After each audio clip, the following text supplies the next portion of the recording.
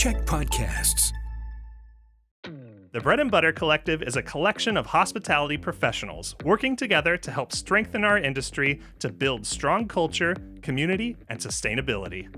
I'm Calen McNeil. And I'm Sam Jones. And this is the Bread and Butter Podcast.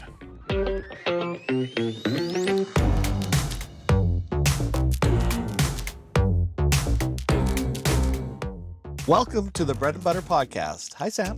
Hey, Calen, is this episode 2, season 3? Episode 2, season 3. Depending on what order it comes out, I guess. Yeah. Right? Oh, man.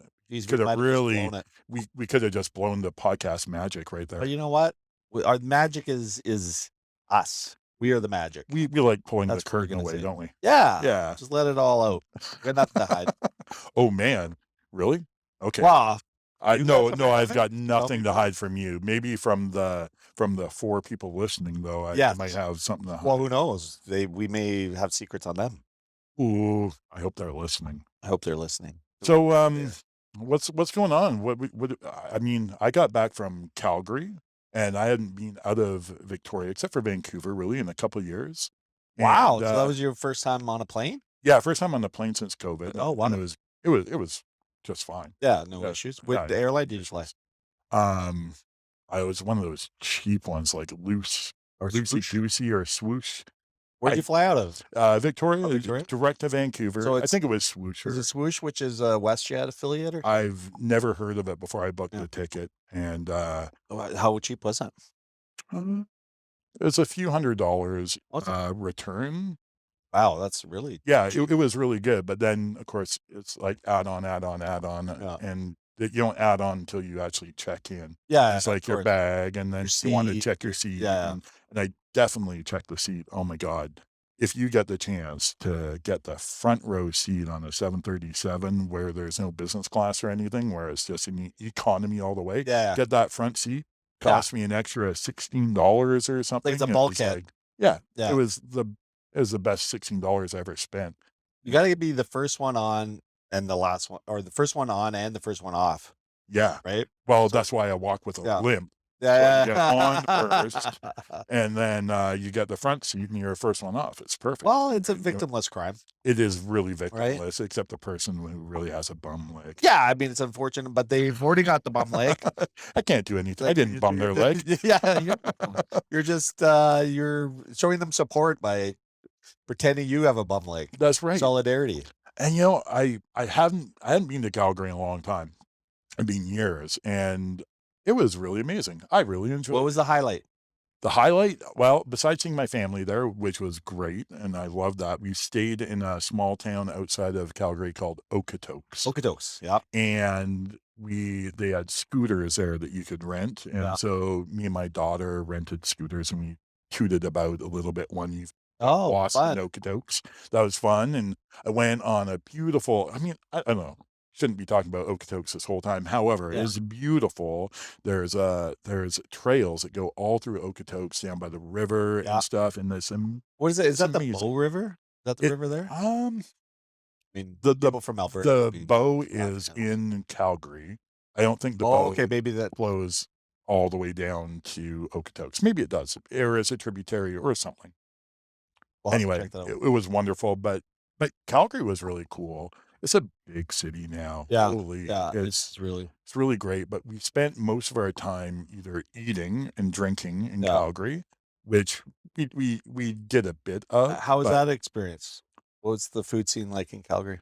Well, you know, I wish I had delved deeper into the food scene. I was there mostly with my daughter, and I'm not much of a drinker, so Yeah. I took the weekend off and just let loose and had some fun with it. Oh, So we good. got to Calgary and we hit like the National, and we Yeah, went yeah, down. We Yeah. went down the strip a little bit Yeah. in the afternoon when we got there, and it was smoking hot, and yeah, good food. It Like was interesting. patios and stuff. Yeah, the patios on the streets were Yeah, awesome. no, it's Like pretty it's good. all on the sidewalk. Yeah. And it made me think that Victoria could have done something similar, but we did it a little differently. We put the parklets where people sit and Yeah. enjoy extra space on the road, and we left the sidewalks open. Where in Calgary, at least on 17th Ave, I guess, where I was, They pushed the sidewalk onto the street, and they build like this walkway sidewalk down the parking side of the street, and the sidewalks are full of the tables and chairs,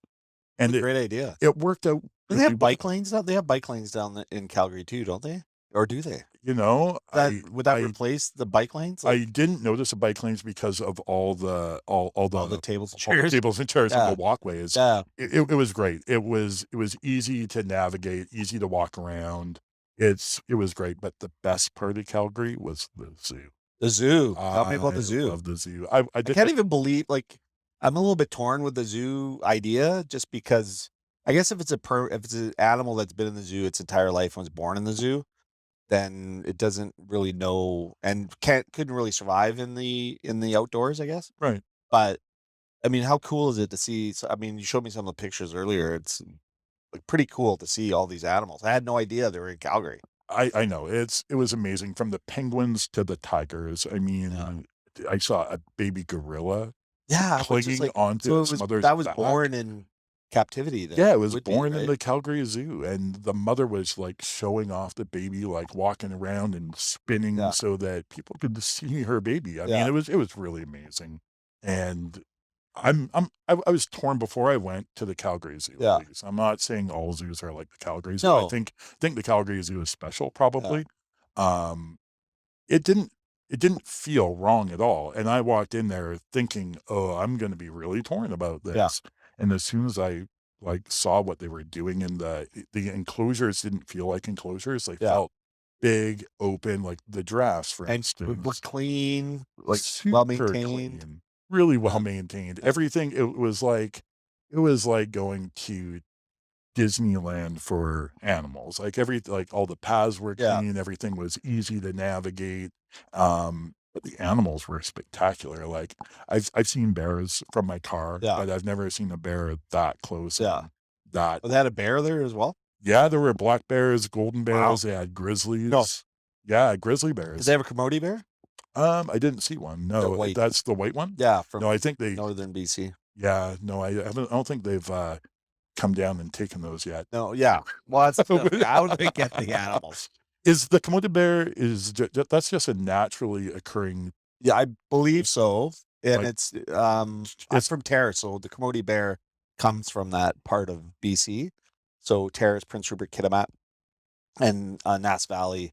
So I've seen a Coyote bear at the dump. and they're the white bears. They're the right? white bear, yeah. But are they a brown or a black bear that just is I white? believe they are I mean, I could be just talking nonsense, but I believe they're a black bear. Okay. And is it the same bear that they call the spirit bear? Yes. Okay. I believe so. Yes. Right. Yeah. It's called the Coyote bear, the spirit bear.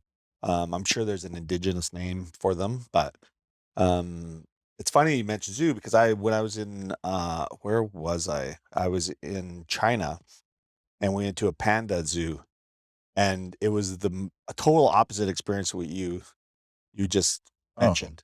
Like it was literally like these poor pandas that were just literally sitting in their own excrement and eating bamboo because they feed off bamboo, and they weren't doing anything. There was like the cage was super small. There was like 2 or 3.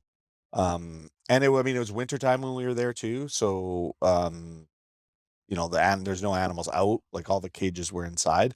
But there wasn't very many animals there either. But I just was Well, maybe they were was just just- calling it a panda zoo. Maybe it was a panda factory, and that's where they grow all the Like a pandas that they give to foreign like a puppy dignitaries. mill or Yeah. something. Yeah, it was just one of those things where, and of course, I don't think China is the leader in, human rights or animal rights or any of this kind of stuff. But yeah, it was disturbing. Like I was just like, I mean, these pandas are like amazing animals and beautiful, and you just feel like their life is just sucked out of them, where they're just literally sitting in their crap and eating.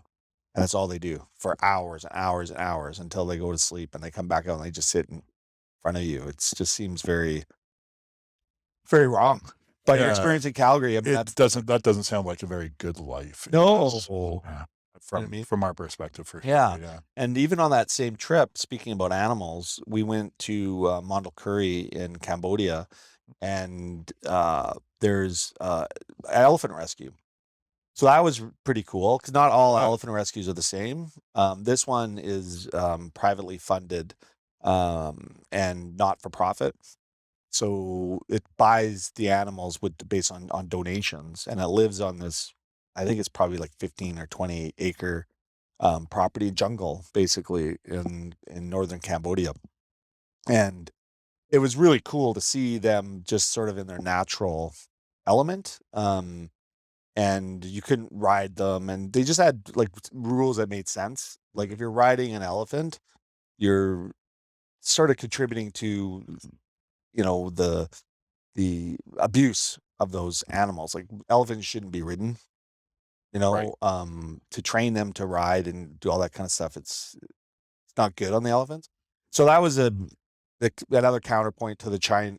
Then we go see the panda um zoo, or the zoo. I think I think it was like the Beijing Zoo or something, where they actually had the pandas. But it was like you see these sort of majestic elephants that have been rescued, and then Right. you go to the panda exhibit, and you go, man, that's the total opposite. So sad. Yeah, it's sad. In Calgary, I mean, they've got giraffes and zebras, and you may or may not see them because they have so much space that they can just be, and Yeah, they can go off and they can be on their own and not be seen by people, or they yeah, can come up and they can be seen by people. yeah. So Kind of like when you nature. go to the Calgary Zoo, yeah, you're not guaranteed to Yeah, see to see these everything animals, and right? find the time of day and whether they're being fed or not fed, and And that was something that we experienced. Was we were there on last Sunday, so first part of August, and it was hot. yeah, It was screaming hot, yeah, and a lot of the animals were just hiding in in shade. shade Yeah, and just not doing anything, which yeah, you would expect, right? yeah, But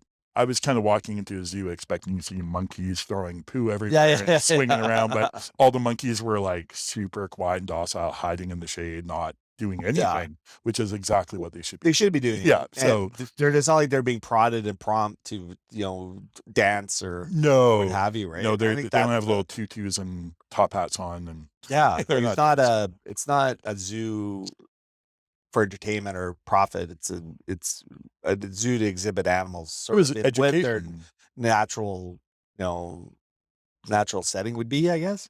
As close to it as you're Yeah. gonna get in Calgary. I Yeah. mean, their penguin, enclosure is amazing, and, penguins come Was it from the cold? cold. Yeah. So Like, there's an airlock that you go in and out of the penguin exhibit for, so you it's can't just temperature walk in. controlled? Temperature Oh, controlled, everything's controlled. It's amazing, and the first thing you do when you walk into the penguin exhibit is you see all the filtration system for all the water. It's on full display, and it takes up an entire room. It's amazing. Like, it's a mechanical, uh, um, like I don't Arctic or Antarctic, I think. yeah, it'd be Antarctic, so all the equipment they have in there is all to recreate the environment for the penguins, and they have a bunch of different penguins that live together, and you can tell they're happy. They're goofing off and Yeah, having a great yeah. time, and the whole zoo was As like happy that. as you could be in prison. Yeah, yeah, it was like an open cage prison. Yeah, But, yeah, yeah, it was really neat. I've never seen some of these animals before, and, um, it really was awe-inspiring to see a lot of the animals. They were yeah, just so amazing to see so close, and you could tell, I mean, tell they're happy. Lots of them looked like they were smiling. You could tell on the pads of some animals, if you look at your own animal, like your dog or yeah, your cat, if the pads on their feet are cracked or dried, yeah. it's not a sign of them being too hard on the pads, it's a sign of health. Right. And so Like I dehydration yeah, or or malnutrition. something, Yeah. right? Yeah, they're not getting something in their diet Yeah. that they should. And I looked around, and, like, all the pads that we saw, and you'd see lots of pads Yeah. from bears Yeah. to wolves to All look healthy. tigers. They looked really healthy, and Yeah. all the animals Yeah. had full coats and looked like they were Yeah. full, and Yeah. like, See, weren't that's if you're gonna do a zoo, then make sure the animals are treated correctly, and that the best you can control their environment to make it as natural as possible, I think is and it was full, like, the zoo was full. People were all over the place. Yeah. And the neat one other neat thing about the Calgary Zoo is that how close it is to being right downtown. Yeah. You can take their little their tram or Yeah. whatever and get right in town in a few minutes. See, that's the thing. And you talk about livable cities. Yeah. Having those sort of venues there that are tourist attractions, but also good for locals. I remember, you know, when I got married to Joe Zambri, we were given a gift whale watching. Oh, yeah. And we hadn't done a whale watching tour before in Victoria, so it's kind of like experiencing your own town. And it was amazing. Like it was just incredible. It was like a wonderful day, and you're just thinking, "Wow, these amenities are here. They're right in front of us." Um, and just to see how beautiful, the city we live in. Last week I was in Kamloops, and so hadn't been to Kamloops in a couple years. My mom's 75th birthday, so we drove up and it's just beautiful, and saw some of the damage to the Coquihalla through the flooding, I guess a year and a half ago. And, so that was kind of interesting. But just being in Kamloops, the weather was fantastic. Mom's got a pool, so spent some time in the pool, and she overlooks Kamloops, so you got a good view of the city. And then I got back on Friday, and Friday afternoon, my friend called and said, "Do you want to go fishing on Saturday morning?" And I love my friend, but I'm always a little bit too busy, and I'm always like not going, but I promised myself I'd say yes no matter what he invited me to do Oh, the next time. So I just said, "Yep." So I went okay. fishing. So I go from being in Kamloops, which is sort of desert, and the very next day I'm out in the ocean just off of Oak Bay, Oh, and looking at our beautiful city, the mountains, Mount Baker, which you can see. Funny enough, I could see it from my house. I saw it from the ocean. I saw it as I was driving to Kamloops, going through the Fraser Valley. You can see it on the right, and it was just an interesting counterpoint to the being in Kamloops. And a lot of times when you're traveling, you're not thinking about where you're at, you're just in motion. right. But I really kind of made a concerted effort just to, put where I was in context, and just kind of sit out and enjoy. I had some morning coffees in Kamloops, and just really enjoyed the beauty and a lot of people wouldn't say Kamloops is beautiful, but I was just in a beautiful spot. And then to go fishing the next day and just be out in the ocean was amazing. And you know catching and releasing some fish, and just it's just such a great um you know place to live. Like, we're so lucky. You uh are lucky, but is that in amenity for Victoria? Like, would you count that, or is that something no, I think it's that a some people just some people get it, and I guess it's a little bit of privilege too. I mean, my friend has a boat, so I had the opportunity to go with him. right? But even Like, you could fish off the gorge. You could just sure, drop if something fishing off the was gorge bridge and the goal, or for me, it was more the experience of being just out on the ocean. But in context of price, obviously it's not always attainable for everybody, because not everybody can afford a boat or get a boat or knows a friend that has one. But the ability to go like 7 or 8 minute boat ride to this beautiful, view of the city, but also you're kind of in an area that is good fishing, and you're literally 7 minute boat ride. Right? So you're not spending a whole bunch of money on fuel. It's not a huge impact on the environment. But yet you get this amazing magical experience that I think is, right in our backyard. And often you forget the beauty of where you're at. And I think that also goes to, talking about, walkable, livable um patios, and just that whole experience where community is. So one, you've got a nature experience. The other is making sure that the community you live in has really good community. And what is community? Like, what is community to you? Like, your idea of, where do you want to live, and what do you want to have where you're living, and how close do you want it? Like, for you. right. For me, actually, mine is always changing, and is definitely changing these days. And I actually really like what you just said about the ocean and it being so close to where we're at and it being part of our environment. When I was in Calgary, as much as I loved what the people were doing in Calgary and seeing, you could see what everyone's doing in Calgary, and it's really fun. Everyone looks like they're doing something. Yeah.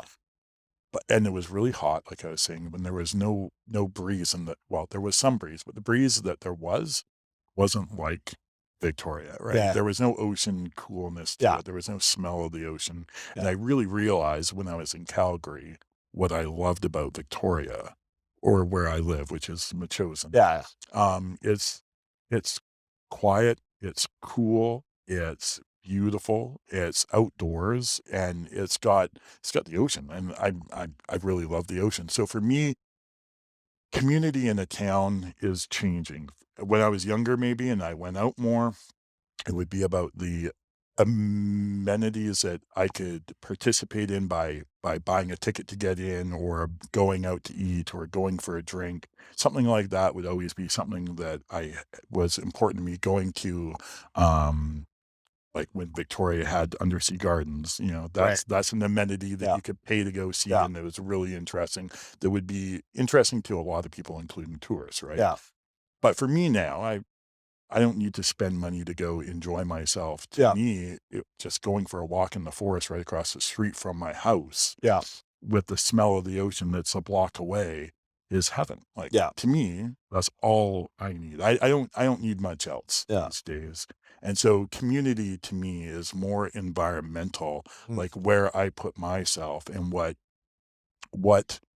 gives me pleasure where I'm at. I don't necessarily need more people who think the same way that I do, that surround me, Yeah. to call that my community.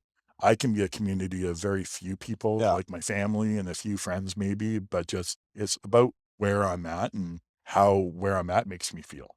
I think that's a good point.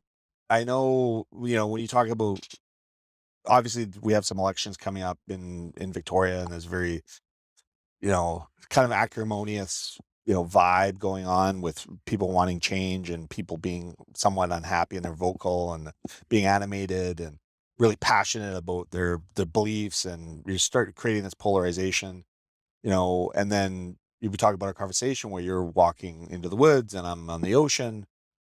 The ability to have multiple experiences in one community, I think is important.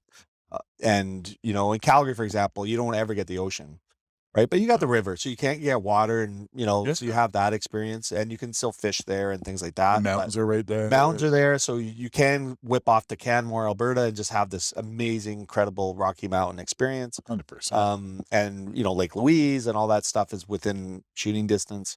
And then when you come back to the community, it's sort of like all of it needs to mesh.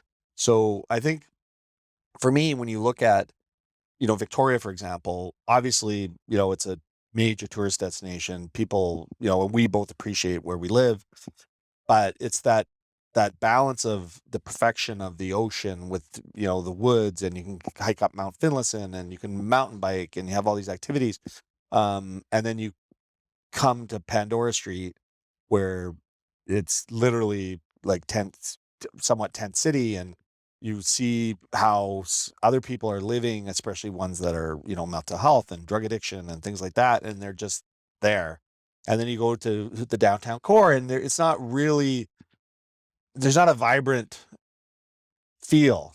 I mean, I know that they're making some changes. Government Street, for example, is pedestrian only now That's a in that really nice portion and change. broad. And I think those things is like, until we get that area sort of as healthy as all of the other areas around us, there's an imbalance to me, Right. right? Because sure, you can go into the woods, I can go out onto the ocean and have these experiences, but then when I come in, to work or to the, and you see how some people are living, and also you see certain restrictions, especially, the patio scene. Like they've got all these makeshift patios that they've done from COVID, and a lot of them are staying, but it's sort of like, it's not by design. It's sort of after, right? just Like, happened, it just yeah. happened. They've taken out parking spots, but just like, how beautiful would it be to have, the walkways full of tables and vibrancy and people eating and socializing and having Yeah, that. a bit of continuity as opposed to Buskers. just Yeah. throwing Yeah. something at the problem. You kind of walk into this wooden thing that was built, and you're like, oh, okay, that looks temporary.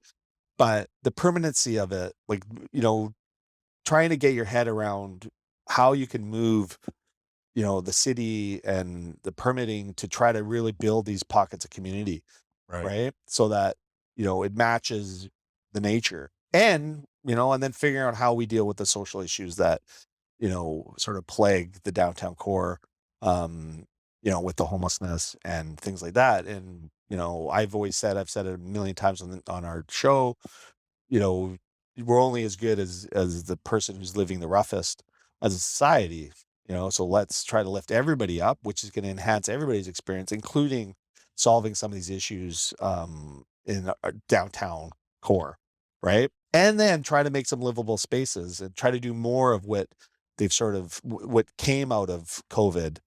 Cook Street Village is a prime example, and some of those patios there, and just placemaking, like making it livable, green space, and again, downtown lacks a bunch of green space and parks, and Centennial Square is all kind of concrete. Well, why can't we make it grass? Or something that's a little bit more less, hard and a little more soft and welcoming, and having a place where people can hang out. I think of San Francisco, where they have this big park kind of downtown. I can't remember exactly where it is, but it's just beautiful. You just walk up, and all of a sudden you go from these big buildings, and then you're just in this magical park. Huh. And we have Beacon Hill Park, Yeah. right? But there still needs to be more amenities, in walking distance too. Like Beacon Hill Park's not entirely walking distance. It's Um, it's not for people who struggle in their daily life Yeah. with mental challenges or Yeah. physical disabilities. I mean, it's not very accessible. No.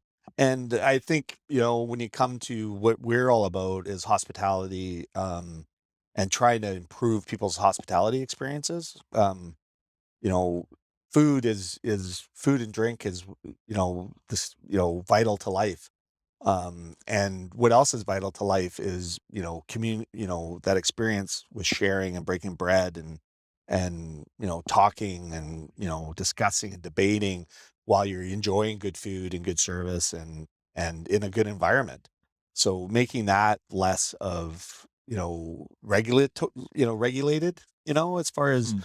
should have more flexibility. If you go to Europe, you're there's everything goes, Yeah. right? The liquor laws are looser. There's all the sidewalk cafes. They're everywhere. You got Every cured city you go. meats just hanging up Yeah. in the air on the No one's dying. No one's, Yeah. there's no issues. And then you come here, and it's just like, oh, you can't do this, or you can't do that, or you can't do this. And, oh, you need a permit for this, or no, we're only going to let you do that part-time, and you can't do it. And you're just like, what is going on? Like, it's not, you're just trying to build a better community. It's not necessarily about profit or any of those things. I think about the garden we've got at Cook Street at Big Will, and thought it would be really cool to make the boulevard like a garden and have a seating area and stuff like that. It wasn't necessarily about profit, but it's also about making the space that you're in more enjoyable Yeah. for the community, at large. For And then, people who are coming and shopping with you or not. like Or anybody, just they're going passing to by, right? getting a coffee at the Mocha House there, which is they're a member of Bread and Butter Collective, or having a burger, or going across and getting a pizza from Prima Strata. And so part of the beauty of our network is that, it's really Bread and Butter Collective is really about building community, because we're working all together, to make our community better, but also make each other better, Right. and it goes to the benefits I feel like I get out of it is just communicating, and obviously we sit and chat weekly, but as a group, just sharing ideas, and sharing our thoughts on how we can make the community better and ourselves better as well. So when we're trying to make the community better, who are we making it better for? And that kind of it's a tough question because I don't yes, think we're it has trying to make have is it for everyone? Because when you put up all the restrictions, like you're talking about the comparison of food service in Europe or anywhere else in the world Yeah. compared to here, we're so restricted on what we can do. The barrier to get into the food and hospitality industry because of all those rules goes up. Margins shrink. It's harder to make a living. We feel we have to do things a certain way because that's what we've been told. Those are Yeah. the rules. So who are those rules for? Those are rules for the people who can afford to play by the rules. Mm. So I don't know. Well, I think that's When I think about amenities to a city, I think it's got to be more than just a hospitality industry both for sure. And like, what are good amenities for Victoria? What does Victoria have for everyone? I mean, I know one, and I don't want to get down on poo-pooing Victoria because I love it very much, but when we're talking about Just like you're poo-pooing accessibility, Victoria. well, I'm about to poo-poo. Okay. I'm about to not poo Yeah, I just love Victoria it. because, Love it. I mean, no disrespect, but and then you go with disrespect. but where are the public washrooms in Victoria? Where You know where what? do you poo-poo? It's so that is such a great. There is one. They built one Right I by believe. the rebar, didn't Yeah, they? they built one by Rebar. I think they have two now, like public bathrooms downtown. The issue, and that became very relevant in COVID because Sure. people weren't letting anybody in to use their washrooms. Washrooms were closed. Stores were closed mostly. Take out windows and whatnot. Fine. But I've found myself downtown walking. I'm just like, there's literally nowhere to go to the washroom. And then you bring in, the homeless and unhoused population and mental health and drug addiction, people that are living on the street. Where the heck do they go to the bathroom? We all need bio break. Well, this is it. And, Right. when you talk about livable cities, like start with the basics and work your way up. It's no different than what I said about, all tides lift, tides lift up all Yeah. boats, right? Like, let's take care of our basics and then work on doing the more livable component of it, which is, start with being able to use the washroom somewhere within striking distance. With dignity and Well, this is the other thing too, is because some people living on humanity, the street, right? a lot of times they hadn't heard their name in years because they don't have any friends. And not say they don't have any friends, but they've got their homeless community. But I'm somewhat involved in this and have been for a number of years, helping people who need help. And one common thing I hear a lot is, people don't introduce themselves, people don't make eye contact, people don't ask how they're doing. They sort of just look away. Right. And there's not a lot of humanity in that. And when you look at these people, and it's sad, and sometimes it's hard looking at sad things. So, but you can make it a lot less sad for you and them if you just make eye contact, introduce yourself, how are you doing? And a lot of the times, they're not doing well. I Yeah. think it's obvious. That breaks down a lot of barriers. But it breaks a lot of barriers. Simple things like that. Well, and then think about their access to something as simple as a public washroom. Yeah. Or a washroom in a business. Just A lot of people would be not even wanting them in there. They don't feel comfortable going in there because they're stigmatized, and would be subjected to being, talked down to or told no or whatever. Nobody likes being told no. No one likes being disrespected. No one, any of that kind of stuff, regardless of the situation. So creating those safe, open, sort of environments is key to building community and making everybody welcome, tourists alike, like everybody all the way through. So I think something as basic as access to public washrooms. I think, I think they spent a lot of money on that bathroom. One of the bathrooms they put, I don't know, is something like 30 grand or something like Oh that. my God. Which it seems high, but I don't know. Maybe it's a good investment to have, instead of having 2 in Victoria, maybe have 10 or 5. I mean, Right? if you go to Paris or lots of other big Oh my God. metropolis cities, Yeah, there's London. those little Yeah. cans that open and close, and they're everywhere. They're everywhere. And it's just treating, the people in the city with respect. All people. All people, Right? yeah, because everyone from the doctor to the homeless, Yeah. they all need to use the bathroom. Yeah. Well, and then having those community spots where you can have a picnic and you can socialize, that is not an expense. Like, you can bring your own lunch. Yeah. Right. So, there isn't like a cost barrier to accessing, amenities in downtown. I think all of those things are what makes a city livable, and which is outside of, restaurants or for-profit places or businesses in general. Yeah. I think businesses play a very important role, because a lot of the times businesses can help fund some of these amenities, and make it more livable.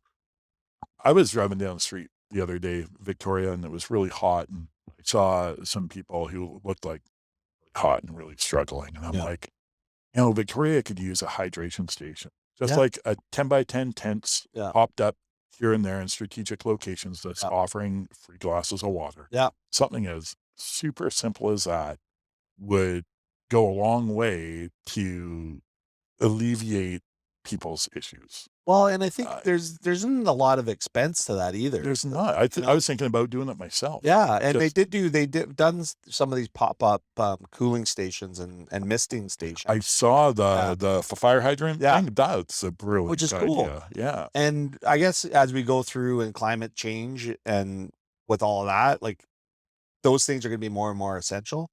But if you just focus on, "Oh, we gotta cut carbon," but don't start building some of these, mitigating, infrastructures like cooling stations and, um, public toilets. I mean, climate change is gonna disproportionately affect, the lower income earners and homeless people and things like that. So I think those things are very important. And I think as a city, having those amenities, and even if it's, if it gets cold in the winter, extreme cold, like having warming tents and Yeah. all those things available, to anybody would be very welcoming, and also functional. It's the kind of thing that I kind of envision, 10 by 10 bread and butter decked out tent, just Let's do have it. and just having something out there, and when it's cold, we Yeah. give away coffee, and Yeah. when it's really, really hot, we give away water. I Yeah. mean, Yeah. some real basic things that Yeah. don't cost us anything except time, Yeah. really. Well, and that's the thing is, like, even if you look at, city staff, for example, manning it, and, there's a lot of, intern type positions that could be doing that. And even, furthering that is the bike. So they've got this bike lockup near City Hall now. So, Okay. and it's basically donation. I think it's not even donation. I think it's free. And the city is doing it as a test. So people who bike downtown can just, park their bike there, and then, I think, I don't know, it's open a certain number of hours, like, I don't know, 9 to 5 or something like Okay. that. But if people are biking down to work, they don't have to worry about locking up their bike and getting it stolen or deal with any of that. They can just pull up to this free bike parking.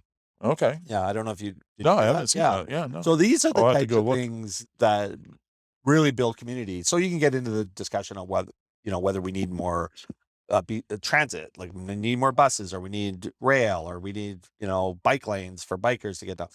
It's all about just making sure that whatever you decide, that it's usable, it's convenient, affordable, and accommodating to what the needs are. Yeah. So even having a couple of these, bike parking things, I think, are a good investment for the city. I think it's a good service that the city could provide for people. Well, the Jaws in Yeah. Victoria who build office buildings, I've seen in 2 of their buildings whole bike walls. Yeah. Like inside for all their Yeah. employees, they encourage them to ride their bikes, Yeah. take And the that's last the mile. employees, their tenants. That's just for their Right. tenants, Yeah. right? So not only the Jowl employees, but the tenants that lease off them. Yeah. And that's sort of like big picture.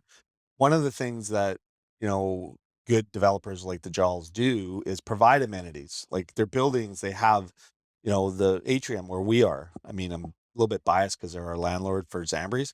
But they built this, amazing atrium, interior atrium, which our customers get to enjoy because we have a patio out on the atrium. But people can just go down there, have business meetings, and they don't have to be getting services down there. Right. They can just sit. They can just sit and they can have a conversation, or they can order a coffee from Habit, or they can go over to, can't remember the name of the spot now, but I think it's Jusu, bar, where they can order some, food and sandwiches and things like that. And that in itself is an amenity. So versus having, if you go to the CIBC tower downtown, literally just walking into, and there's elevators. Like, Yeah. there's no amenities at all. Yeah, unless you have business in that Yeah. space, you're not welcome. You're not what you basically, you feel like you're not welcome, Right. Well, right? you've got no business. Yeah, you guys So don't. why would you be there, right? Whereas the atrium, you're right, it's actually feels more like a public space that can be used by anyone. Yeah, To just come in and enjoy the space. and that's the same as is it Sutton Place, just down on Yates, where you can walk through. There's a coffee shop in there, and that's where Hernandez had his. Oh, yeah. Remember that? Yeah, And absolutely. so there's all these little stores and coffee shops, and I think there's a clothing store in there. Right. So obviously there's tenanted spaces there, but there's also areas that you can sit and have a meeting or have a coffee or enjoy. But that's the one that kind of crosses between Yates and Fort and something? Yates and View Street. Okay, the one that Yeah. goes from View to Fort Street, it's the same kind of thing. I think that goes through a parkade, and there's a couple stores in there. Oh yeah. And I went through there thinking the same kind of thing until I saw a security guard parked right in front. Yeah. Right. It's like, oh, Well, and that's the other thing too, is like, the need of security is heightened because of crime and the perception, yeah. right? The perception that people are going to be unsafe in downtown because there's people sleeping in doorways or they're on the street, and they're, and not to say that there isn't elements of risk, right? Of course there is. There's criminal elements and everything, and there's people that are having, mental health breaks or breakdowns that, aren't really in control of themselves. So that's scary. But like, is security the answer? Or isn't an antagonistic answer? Well, and it's like, know? that's not welcoming. It's not, No. it's not making eye contact. It's not, allowing people the space and freedom to sort of feel like welcome. It's very, and even for the people that are coming there to do business or whatever, it's very like, militaristic, I guess, in a way. Like, it's like, next step is you're gonna have police there, and then you're, guards with guys. Like, where does it end? Well, hopefully it doesn't get that far ever in Victoria, because that does not make a very enjoyable city to live But in. depending on who you're talking to, people say we maybe need. that security for some people does make it more enjoyable. Maybe I people guess, don't want to come downtown because they're really afraid. But where does that fear come from? And is it theirs on their own, or is it a real fear? I don't think the stats bear it out. Yeah, I was going to say, is it a quantitative fear that people can point to and say, look, a crime in Victoria is up 10%, but I don't know. It might feel like that. Like, Well, I definitely think it's why I think the stats bear out that crime is up, but I also think if you look at it historically, it's still the lowest it's been ever. Right. We might have a Right? blip because it's being more noticeable. Like when COVID first started and the streets were empty. They were empty of all the people who would normally have business on the streets. Yeah. But it was not empty of people who lived on them. Yes, they were Right? there. Yes. They were still there. Yeah. And all of a sudden they become more visible because there's not as many other people distracting your view. Yeah. There's nothing else to filter out. So you're left with homeless or people who don't have very much going on for themselves are now the most visible part of the population downtown Victoria for what felt like almost a year. Yeah. And so I think to other people, that may have been really daunting to come downtown, to go, okay, well, I'm going to go downtown for the first time in a couple months because I have to go to the pharmacy. I have to. So they go out, they're all masked up, they're scared all as it is. They come down empty streets and all they see is people who don't have homes and don't have jobs to go to. So those are the people they see. And all of a sudden they're getting more scared because they think the population of homeless is out of control. Yeah. Well, it may have gone up perhaps, but it may have just gotten more visible. Well, I think there's part of then- that. I don't think the numbers, like, I'm pretty sure that, because I mean, if you listen to Adam Sterling, which I don't, by the way. I don't either. But you've got Lisa Helps is the biggest evil person in the entire universe, and she's brought busloads of homeless people here, and they all came on bikes, and they built bike lanes for them, and it's just which is ridiculous. All of it's Yeah. ridiculous because this crisis is global.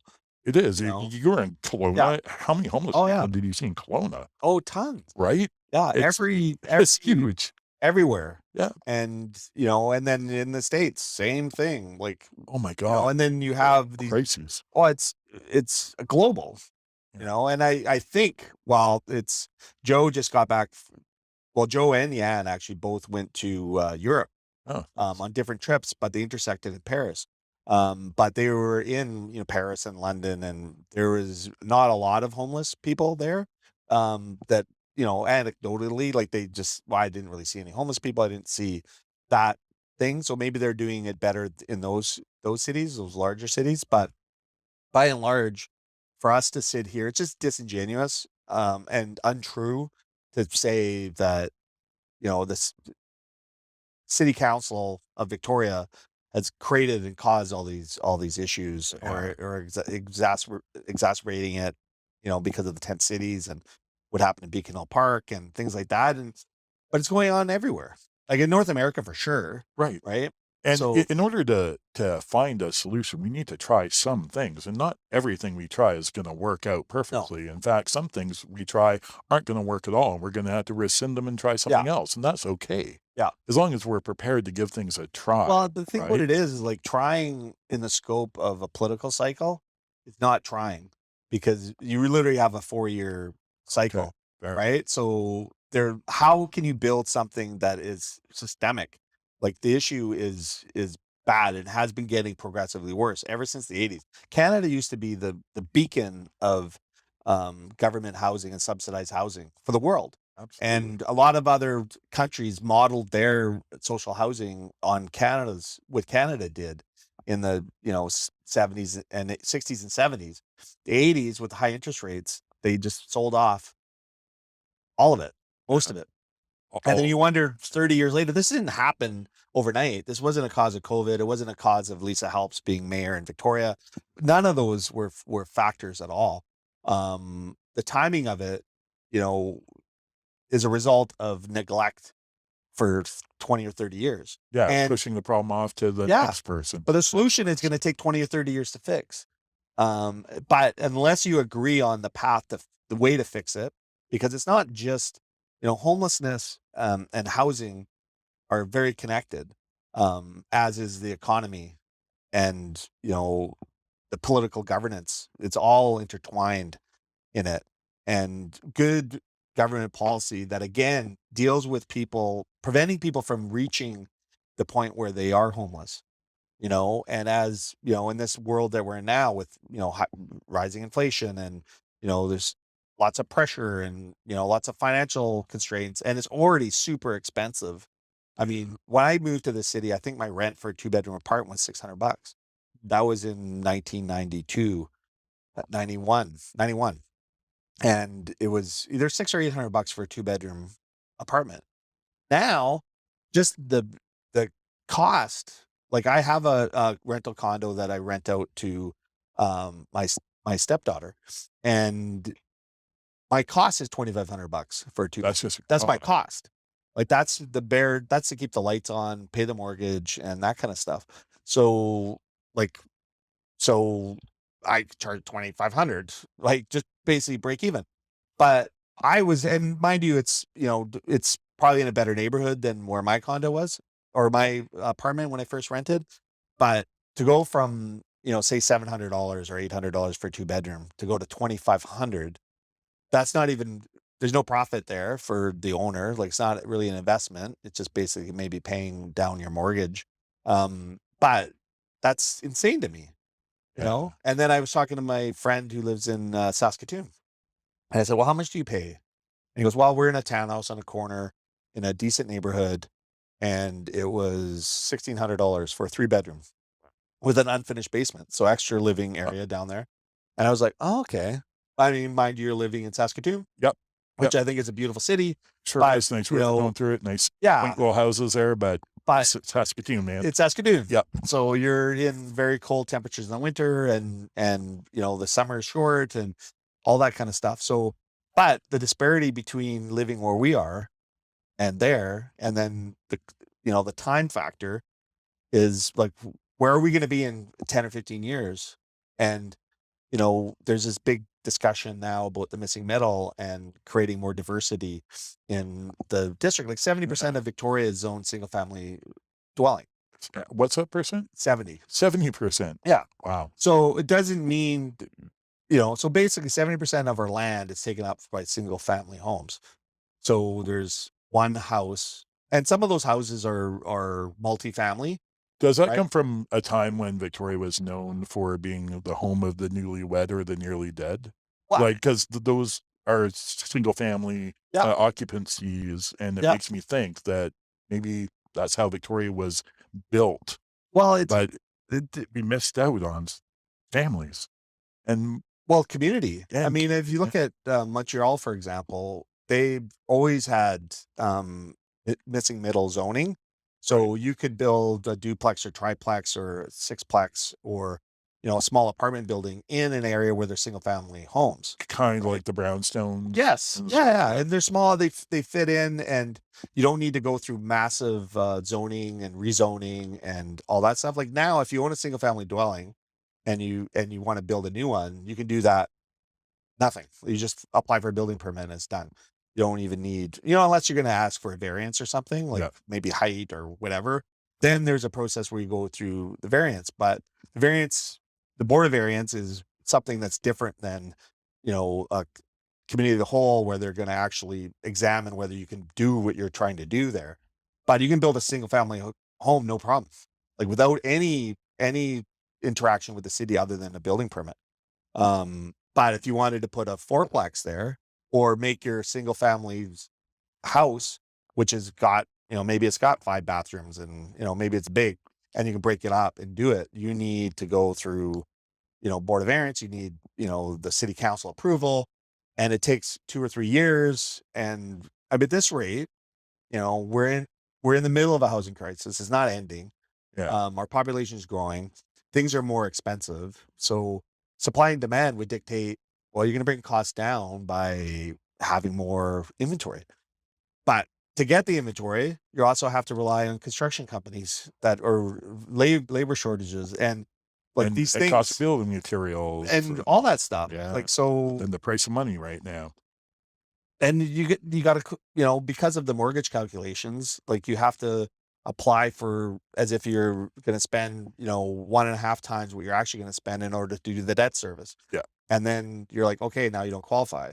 It's like, well, it's like our project in Courtney, right? We've had the whole funding lined up before COVID. We're ready to break ground. The planning process was nearly complete for the building permit. And then all of a sudden construction costs went from a building that we had financed for 3 million. Now it needed 4 million. So the bank's like, okay, well, you need to kick in another $1 million of equity. So it's like, oh, okay, you just spent 300 grand on the building part, or like the planning and the drawings and the engineering and all that of this building, and now you're told that you need another $1 million just to get the financing of something that you already had financed. So tie that back into like development, like you need to cut as much red tape out of that as possible, because there's so many other built-in factors like mortgaging and financing, and then you build in the zoning, and then the time it takes to get the project from inception to built is like, you need to shrink that time down, right? Like you need to be able to do it quickly in order to make any impact on what's going on here. And then, people go, oh, I think Airbnbs have probably affected it a little bit, and licensing that way. So it's taken a bunch of product off. But I also think that people who own, like if you were to buy, I think the majority of people are very conservative. I think Yeah, I think when it comes to their own money, and when they buy a house, they may have even a suite that are like, oh, it's an illegal suite technically, because it's not, your house is zoned as single family dwelling. You're now allowed a carriage house or something, but I don't know if I want to rent the suite out because it's illegal. We owned a triplex where, Joe and I, when we were married, we were living on the top floor. Pete was living on the main floor, and we rented out the bottom. But it had been zoned a triplex, then got down zoned to a single family dwelling for some reason. Oh, I guess I don't know whether it's private. I can't figure out why they did that. And then I go to the city, I'm like, before we bought it, I was like, okay, is this an illegal suite situation? And they're like, yeah, it's its own single family dwelling. You can only have one, household in it or whatever. Good thing you all shared the same name at some Yeah, exactly. or They close couldn't, to they it couldn't anyway. figure out what Yeah, the it's like, situation was at oh, all. you guys go ahead. Amber, you got brothers and sisters. Like, who's this Scottish guy in the middle of it? What's going on? But I was like, I'm an entrepreneur, so entrepreneurs are inherently, risk takers, and so I was like, well, I said to him, well, is it on the bylaw list? And he said, yeah, it'll be on the list, but we're not checking that list. Like, we're never going to be knocking on your door. Is it complaint driven or whatever? Yeah, complaint driven. But they're not enforcing it basically. But if I was not a risk taker, I'd be like, okay, well, I'm just going to wait till I can do it legally or whatever. That may never happen. It may never happen. Yeah. And one of the other rules that they said, in order for it to be legit, you have to have off-street parking. So now the cars come into the factory, and I was just like, what the, like, I can't believe Victoria is so strict on parking for businesses and for residential. I know. I mean, shouldn't we be trying to restrict the amount of cars that people own, or at least not make it so easy to have? You shouldn't more make it a cars? condition. Like, cars shouldn't be driving, zoning or building regulations or whatever. I don't think, Especially with the next 10 years probably changing a lot about our driving patterns anyway, are going to change with advent of auto. It's kind of like chicken and the egg. Like, are you going to be able to build a better city by removing some of these restrictions, or are you? And that's, I guess, the debate. Or are you going to make it worse by opening up these possibilities? So what do you do if you remove the parking requirement, for example, or lessen the parking? So instead of having, maybe you need to have one off-street parking instead of having one for every suite you have, or something like that. Like, does that mean you're all of a sudden going to have all these cars parked on the sidewalk, and like, or are people just going to be like, well, you know what? I can't have a parking spot there, so maybe I'll get a bike, right? Or do a car share or whatever, and figure it out. But the more you have these restrictions, the longer it's going to take to get the inventory that you need to actually start making a difference. Yeah. Right. And build back that vacancy rates and start, bringing down housing prices, and having just more diverse housing. Like, if you've got a single family home that in Victoria now, I think the average is probably 1.2 million or something like that, where pre-COVID it was like 900K. So now you need to come up with 1.2, 1.3 million just to probably buy a, 2,500 square foot house on a single family lot. And some of those houses are so old, right? Yeah. So you got houses that are 100 years old that are almost past their life. So that house is going to come down, and what are you going to build? Another single family house? Like, it just seems insane to me. Like, why, if you can tear it down? If you can tear it down, if it's not protected. Yeah. Well, and that's and I think those protections are good. I think there are in some circumstances. Yeah. But if it slows, like, I don't know, why are we attached to a building that's not serving a purpose now? No, and I think that's a great. Historically, we point. can take pictures, we can do 3D walkthrough scans. There's so many ways to remember things. Yeah. That if we need that building for proper housing, something that's more beneficial, then I think the rules may be too strict. No, and I agree, but those are all. That's another layer of the conversation, right? And on the commercial end of things, there's a spot that I really wanted, coffee shop, a little takeout window. Yeah. And it was in an old building that was protected, and we couldn't take out the one window pane. Couldn't take it out to put a sliding window so we could do like a walk-up window to it. This was through COVID too. And they're like, yeah, no, that'll never, ever happen. And it's one piece of glass. It's not like we're changing anything else about the building at all. But to make it more of an amenity and something that building too, and it was in such a great part of town that it would be so beneficial for so many people. It was really close to a good homeless population as well.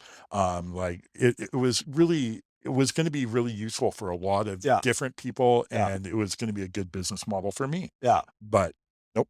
Because of one window. Because of one piece of glass. Yeah, I think why couldn't you do it in a way that if you weren't doing that business, you could just put that piece of glass back? Yeah. What happened? And I asked this, what happens if I accidentally break this window and we have to replace it. Could we not replace it with a sliding one? No. No, Then it it's has to good. be Yeah. like the same kind of glass and Well, and that's got a the porch heritage and protected building. yeah, Yeah. yeah, absolutely. And that's I mean, the complexity of it seems complex, but I also think if you do it with a singular vision of trying to increase capacity and also decrease regulation and red tape, that's unnecessary. Yeah. Like if something, every community has an official city plan, an OCP. So those are the guidelines, right? So anything outside of the OCP is when you should have to go to council or something to get a variance or to say, hey, this isn't a permitted use, but here's my argument for introducing this use. Whether it be economic or community building or any of those things is fine. But you got to go through this long, lengthy rezoning process where if it's in the OCP and guidelines, like which would be allowing like triplexes and duplexes and these other situations, you shouldn't have to go through all those freaking steps if it fits in the Right. OCP. Like a lot of these duplexes and triplexes and multifamily homes fit within the OCP in the city, but they're treated differently because of the fact that they're multifamily in a single family technically zoned area. But even the OCP allows for multifamily, right? So it's a conundrum. It is, and it makes it more complicated when you look at even Colwood or Langford is a good example. Langford's grown huge, Yeah. and it's got lots of amenities, and it looks like it's walkable streets and But is it though? Like is it's it? getting I don't. sprawled. You know what I Yeah, mean? Like that's part of the thing is when you don't allow density, you create sprawl. So then you've got houses being built in the middle of the forest, right? So those are all things that contribute to other issues too, whether it's with runoff, you can get when you take trees down, all of a sudden you create yeah. some environmental issues. You're pushing animals further into the forest, but now the forest isn't there anymore. So where do they live?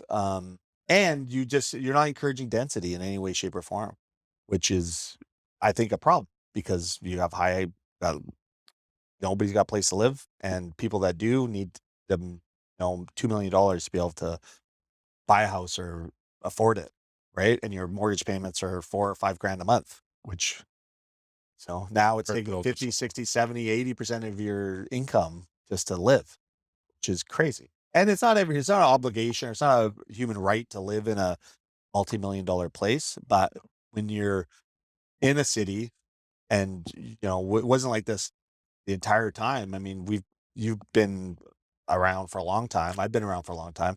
yep. And it's just seeing the great increase. Well, yeah, and it's been an increase of what you can buy. Like it's good.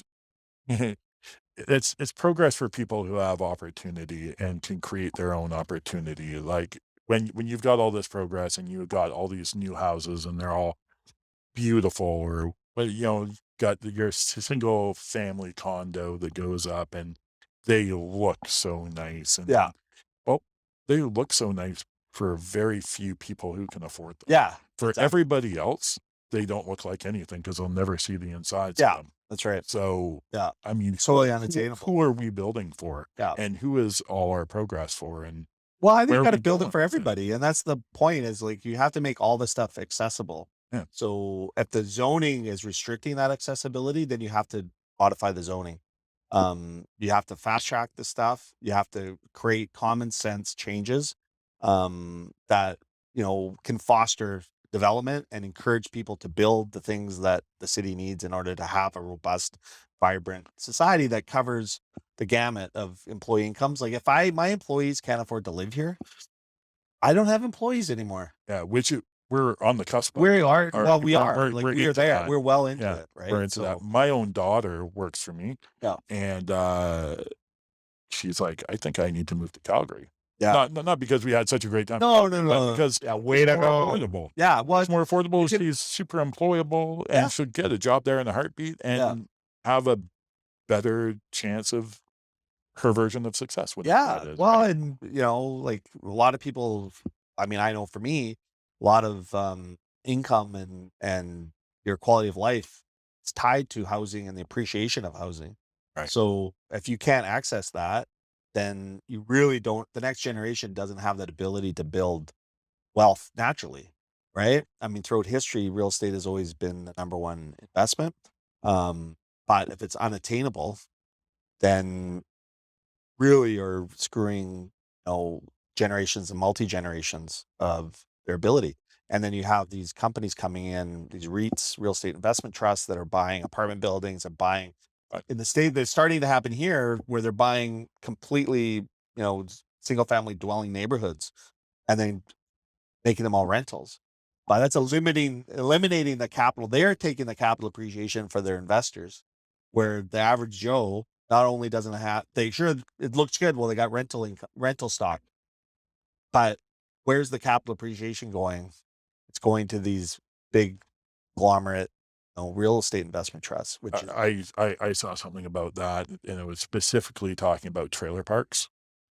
And trailer parks are even worse because you yes, own the land. yeah, You only own the building that's on the land. yeah, And It's sure, rent they hat. may be, you may be able to move them, but at what cost? You might as well buy a new building at the cost it Yeah, costs to move them, right? yeah, And they're coming in, these big companies and banks, and they're yeah, buying up all these trailer parks and jacking up the rent because yeah, they can, yeah. and then That's right. people can't even afford that. No. And then now they And then think, they sell the whole, like 5-10 years down the road, they sell the land because it's appreciated so much. And yeah, then some other developer goes and takes a bunch of profit building rental homes. So again, taking out the capital appreciation for themselves. yeah, it's Which pretty awful. is depressing, man. I'm sorry. On a commercial level, though, on the business level for having amenities in Victoria, I mean, I think we're going a little bit backwards. It feels like I remember when Victoria's tourism was in its prime, and it felt like we had everything right downtown, like everything a tourist would want to Yeah. come downtown for. You come in on a boat or a plane, you're right in the inner harbor. That's where you spend all your time. You drop all your tourist dollars and you leave. I kind of wonder now what the attraction is, except for the outdoors, except for the environment that we live in and the sights. But there's nothing there. It's not that there's nothing to do, Victoria. I'm not saying that, but it feels like we're not offering as much attraction. Well, to come. it's kind of a situation where it's deteriorating, right? So you're living on your reputation versus versus reinventing yourself and creating a vibrancy, right? That maybe was there 20 years ago, 40 years ago for sure, 20 years ago, 10 years ago, but in the last 10 or 15 years is sort of slid off. And unless you kind of like grab it and recognize that it's happening, like you can see yourself 10 years from now. And if you don't intervene at some point, then you're not going to have a city that's as adaptable and enjoyable for everybody, including the people that live here, which is the most important group. It is, yeah, and I Obviously, think we're tourism doing. is important for the economy, but I want to be in a vibrant, livable city that has amenities and attracts people of all different types and all different income levels, and everybody can afford to coexist and cohabitate and make a life for themselves. So there's an amenity I heard about yesterday. I was at Costco yesterday, and the couple in the front of us, we started talking to them and asked them how their day was, and it was great because they had just gotten back from being in a hot tub in the gorge, floating around in the gorge in a floating hot tub that they could rent. Oh yeah, I've seen that. I Yeah, have never heard yeah, of such a thing. I'm like, they've got hot tubs you can rent that float. What a great amenity for people yeah, in the city. And so I think I'm gonna go do that. yeah. I think Oh that's yeah. great. I've seen that. There's lots of really cool stuff to do in our city, and you know, but I think there's some other things that we need to do as well. I think in the coming shows, well, next week we're going to talk about carbon neutral businesses and the environment, and how we can advance you know uh, the initiative quicker than adding a 35-cent cup fee or banning straws or plastic bags or whatever. So we're going to have two women on that do that. one from Fed and one from, which is Food Eco District, and one from Synergy, Right. who's was responsible for us being carbon neutral. And she's been around. Jill Doucette's been around for a long time, and Yeah. very knowledgeable on greening businesses and the right things. She even wrote a book on it. So I'd love, It's going to be a really great conversation. yeah, it'll be a conversation. And then we're going to get back into, in subsequent shows, we're going to get back into the missing middle, and we're going to bring on some prospective city councilors. Hope to have the mayor on as well, and just talk about her experiences as being mayor. This is going to be her last term. And yeah, I think it'll be really interesting. Obviously, it's not specifically hospitality related, but it's about building community, and business is intertwined with all those things as well. Absolutely. It'll be a great way to extend this conversation, which ended up being basically about improving Victoria. Yeah. And how we go about doing that. Well, we do have an opportunity to talk to future council members and see what their perspective is, and Yeah. see if they're people that if we agree with their perspective. Yeah. Well, I mean, I think there's going to be a change, and I know that there is a lot of, I mean, I'm on Twitter. Like, Twitter is a bit of a, you can't judge the world by what you see on any social media platform, Twitter in particular, but there is a wide variety of opinions on, the battle between missing middle and the housing, and, NIMBYism, which is What's NIMBYism? not my backyard. Oh, okay. And yeah, so I think it's going to be interesting. It's an interesting time in the world, but it's an interesting time in Victoria. Do you think Victoria has a higher sense of NIMBYism than other places, or do you? I think it's. I mean, my rule on all those things is it's if you put 80, 100,000 people in a neighborhood, you're going to have the same degree of people that are in different views. Yeah. Right? You're going to have some left-leaning people. You're going to have some right-leaning people. You're going to have NIMBYs. You're going to have, I want everybody to be great, kumbaya.